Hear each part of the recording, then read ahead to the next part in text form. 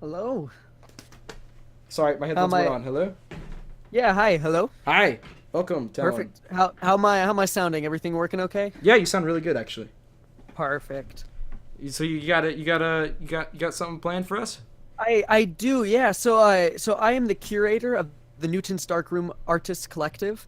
We're based out in Long Beach. You can find us at newtonsdarkroom.com, on Instagram at Newton's Darkroom, Facebook, Twitter, all that good stuff. We just went public kind of recently, so there's, stuff's kind of building up. We got some new stuff in the works. We had a couple of podcast episodes, some artwork up right now, and then in the future we will have, in the next month or so, actually two albums coming out as part of our musical act. So you can check all that stuff out. But for right now, I figured I'd give you guys one of the stories of some of our staff members there. So I mentioned that we have the art coming up, or the albums coming up, and that is a part of our subsection Indico, which is the musical act of Newton's Dark Room. And the head of Newton's Dark, or the head of Indico is Crash the Cosmic Crackshot. And he's someone who will introduce you to kind of his backstory and what brought him into our world. But first, we go back to the far distant world of 2011. In 2011, Dr. Vixton was spearheading the development of a new way to observe the universe. He called this technology the Sonal Tonal Conical Tunnel, or STCT. The STCT was a large curling cornucopia, kind of like the enlarged bell of a phonograph. The STCT was so massive that it had to be ratcheted onto two separate biplanes. One plane supported the large opening of the mechanism, the part that collected all the sound, and the other plane held the long, winding pipe that funneled the sound and compressed it until it reached a passenger in the second plane. This passenger would then record the sound onto a large tape reel. The two planes would have to fly perfectly side by side in order to keep the pipes of the STCT from snapping. And this whole mechanism, the planes, the STCT, all of that, was affectionately called the bye-bye plane. Dr. Vixton ran tests throughout the entirety of the year, assisted by his colleague, a young woman named Martha Scribe. On the shortest day of the year, after spending many sleepless nights in an old warehouse analyzing the data, Miss Scribe noticed a pattern in the frequencies. Mathematically, the waves they were receiving followed the structure of Western music theory. Miss Scribe spent the following months digging through all of the tapes. She started speeding up the audio and sequencing them together in such a way that the tapes of the past 6 months, all lumped together, created a short song. This is the original tape she arranged. Miss Scribe then spent another week writing a comprehensive report on the subject. Dr. Vixton submitted this paper to the American Celestial Science Journal under his own name. The paper was a huge success and rocketed Dr. Vixton to something of an icon in the scientific community. He used this newfound stature to secure funding to expand the collection of those frequencies, as well as developing a way to locate the sound source. Martha Scribe reportedly left the research team at this time. She is now rumored to be privately observing the sounds from a handmade cabin out in the woods of Southern California. With new funding, Dr. Vixton grounded his Sonal Tonal Conical Tunnel at a research center in the deserts of Utah. The bye-bye plane was dismantled and the two planes were sold to a local aerial acrobatics troupe. Dr. Vixton's next step was to develop a way of transmitting sound waves of similar frequencies back into deep space. He did this by stitching multiple reels of tape together. Some sources say the tape was more than 5 miles long if it was laid out and stretched as far as it could go. Dr. Vixton then ran the tape through a highly modified industrial tape recorder. This recorder was capable of pulling tape through at insane speeds, over 5,000 feet of tape per minute. He would then turn on the tape machine and have his voice processed by the massive recorder and stored onto the tapes. When the tape was played back at normal speed, he had a much slower and lower version of his voice. He then retrofitted the STCT to amplify the tape back into deep space. After nearly a year of transmitting, Dr. Vixton finally got a response message. It told a story which we will tell you right now. This has been edited slightly for clarity and radio purposes, but this is the story of Crash the Cosmic Crackshot. It all starts at the start of all things. Someone messed up, mixed some wrong chemicals or something and caused an explosion, and this explosion birthed the universe as we know it.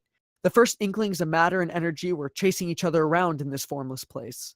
Amongst the chaos, a new breed of sentience was born. The Constells.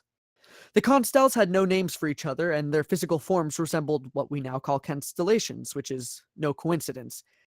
They roamed the cosmos, enjoying its beauty. The constels especially adored the stars. They began to collect the stars and adorned their bodies with them. This is how we are able to understand their shapes today. The constellations are the constels' star-fitted bodies. This led them to barter with the stars. This was the first currency. They exchanged goods and services for the stars. They began playing games. They began gambling. One of the Constell's favorite games involved creating a ring in space. They would scatter all the planets and comets and moons and anything else they had collected into this ring. Then they would take their prized planet, typically the largest or most solid planet of their arsenal, and they would flick it into the ring. The goal was to knock all of your opponent's materials out of the ring with your prized planet. The game was a hit.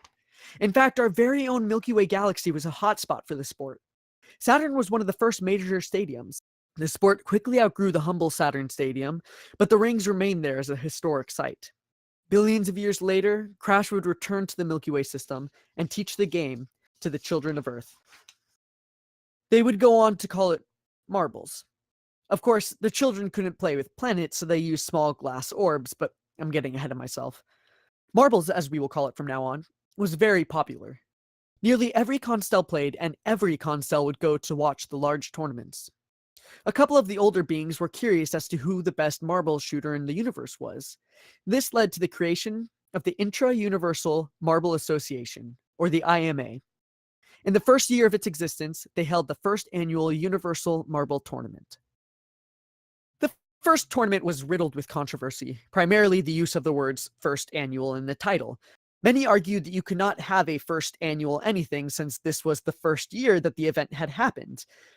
This wasn't an annual event, it was simply the first event, and time would tell if it would become annual or not. In fact, even the term annual garnered some debate.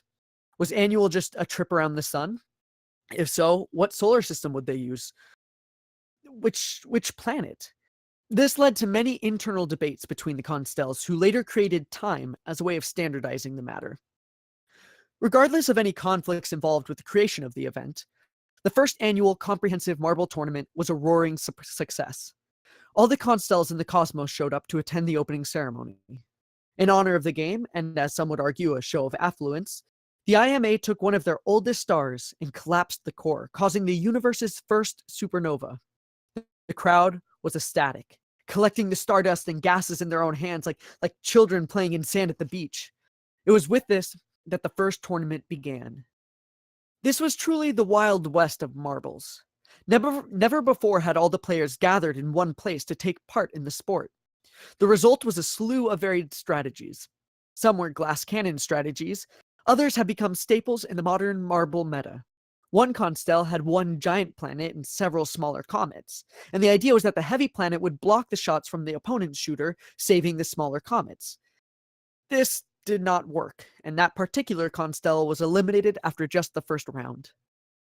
Some games ended quickly, an odd strategy losing to another. Some games were much closer, two skilled individuals testing their flicking thumbs. While the odd strategies were hardly consistent, spectators enjoyed the high-risk, high-reward style of play. Many were disappointed when, in the first round, two of the most underwhelming constels were pitted against each other. These individuals were skilled, but not flashy. Many spectators left before the final round even started. Others stayed out of respect for the sport, and all who stayed were glad that they did. One of the constels never missed a single shot for the entirety of the tournament. Not a single shot. Every time he flicked that thumb of his, an opponent's planet was knocked out of the ring. He went on to win the tournament, of course, and he earned the first recorded name of any of the constels. Crash the Cosmic Crackshot. Soon after Crash earned his name, there was a feeding frenzy for constel names. Everyone was claiming different titles and sounds as their own. By the time of the second annual Universal Marble Tournament, everyone had a name, and everyone knew who Crash was. He quickly became the most well-known constel in all of the Cosmoverse. That year, he claimed the championship title once again. Crash held on to that title for 7 billion years. It was known throughout the universe that Crash was, without a doubt, the best marble shooter there ever was. Sadly, the good times did not last forever. The intra-dimensional Marble Association was becoming less and less popular. A competing organization had entered the field, the Interdimensional Marble Association, or the IMA-2. While the Intra-Dimensional Marble Association was limited to contestants of our current dimension, the Interdimensional Marble Association was very open to beings from all walks of life. This brought in a flurry of contestants to the world of marbles. While Crash had won the most recent annual Universal Marble Tournament, the achievement was diminished in the cultural eye by the introduction of the first annual Comprehensive Marble Championship. While some of the older constels criticized the event again for its use of the term first annual, the FACMC went off smoothly with the support of a reignited fanbase. Many wondered how Crash would hold up against the ethereal and abstract beings from the other dimensions. His thumb held true, and he was on track to shoot another perfect tournament, the third since his first tournament win. Crash was moving into the finals. Here, he met what would become his arch-nemesis for the rest of his career, a greedy force that went by the name of Gravity. Gravity implemented a strategy nobody had seen before, which is what the IMA-2 was hoping for when they created a wider tournament. Gravity was able to maneuver and pull objects closer together. It would use this ability to protect its own planets, pulling them closer from the center of the ring, and to attack the opponents by pushing them out of the ring. Crash went up against Gravity in the finals of the FACMC and lost. Horribly. The Constels quickly turned their attention away from Crash and to their new champion, Gravity. Crash did not handle the loss well. He became temperamental, causing scenes at various low-level tournaments. By the time the second annual Comprehensive Marble Championship came around, he was in a depressed stupor, intoxicated by dark matter. His showing at the tournament was dismal, placing in the bottom 50% of the contenders. Crash has not competed in a marble tournament since then. The tournament concluded. Gravity had won again, and Crash disappeared from the public eye. Sources say he wandered the universe, moving galaxy to galaxy, hustling other constels at marble games. Eventually, he found himself in the Milky Way system. This had a profound impact on Crash. The Saturn Stadium was one of the first arenas he had ever played marbles in. He decided to stop here, getting a job curating the museum that had been set up to commemorate the Saturn Stadium. He stayed there for a few more billion years. He was content. Soon after Crash set up shop in the Milky Way, a strange occurrence happened on one of the planets. Life. A phenomenon Crash had only seen a handful of times had appeared on the planet Earth. Crash took it upon himself to assist the new life. He made sure to feed them and facilitate their exposure to the sun in between shifts at the museum. The life flourished on Earth, more so than any other life in the universe. As they became more self-sufficient, Crash interfered less with the Earthlings, instead choosing just to observe. A couple million years later, he heard something that changed his life. He heard music. The music of Suze Anderson. Some of you may remember Suze Anderson from her legendary fundraiser for the women's suffrage movement. In 1920, Suze Anderson sang for the entirety of the month of August, pausing only for a 15-minute intermission in the middle of the month. This performance set the record for longest solo performance, with its final tally being exactly 744 hours. In fact, during her performance, the 19th Amendment was put into place, allowing women in America to vote. She was informed of this when she got off the stage on September 1st. Suze Anderson then donated all of the money that she had raised for the completed women's suffrage movement into a national homeless organization. It was during Suze Anderson's marathon, broadcasted nationally by the radio station KTOP, that Crash the Cosmic Crackshot first encountered music. The immense length of the performance, combined with the power of the new radio waves, allowed the performance to be heard by Crash. He was instantly enamored. Not with Suze Anderson, she got enough attention from her earthly fans, but at this construction of sound waves and frequency. He had never seen anything like it before. Though he had only heard 1 month's worth of music, a comparatively short time for someone billions and billions of years old, he began to create and perform his own compositions. While we have no information of whether his music made any impact in the Constel world, it did catch the ear of one Martha Scribe on Earth.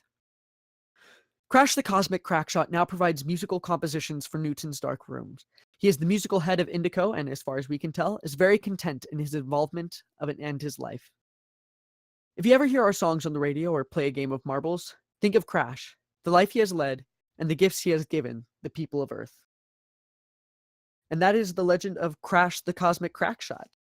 He is a member of the Newton's Dark Room Artist Collective. He makes our music. And you can follow us on at Newton's Dark Room on Instagram, Twitter, Facebook. Go to newtonsdarkroom.com. Be sure to stick around because in the very near future, we will have some different albums coming out. We will have some of Crash's own compositions, as well as some additional work by some of our other artists under the collective. So that is all that I have had prepared for. Now I'm looking over at the chat. If you guys have any questions, anything that you would like clarified, if you'd like to hear another story or anything like that, I got what are we looking at? Another 11 minutes going on for this. So how's the chat looking out there? They are silent. Good old silent chat. Well, I will say, I think that both Polish Pat or Polish Pat and Bombastic both need to get their nails painted. It is a very fun experience. I have little specks of some leftover nail polish on my own nails from last time that I did that. And I would donate the money. I would love it. But unfortunately, I used all my money on on Sarah getting her the jalapenos.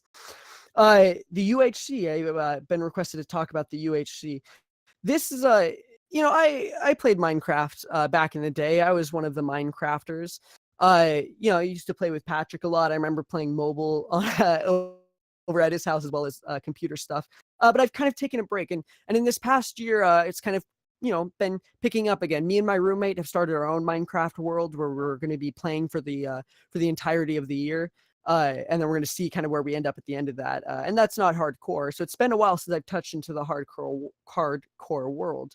And I was also very unfamiliar with the UHC format. This was a very new experience for me with the competitive of it. Give me 1 second because I have a random Discord server that is getting very, very rambunctious right now.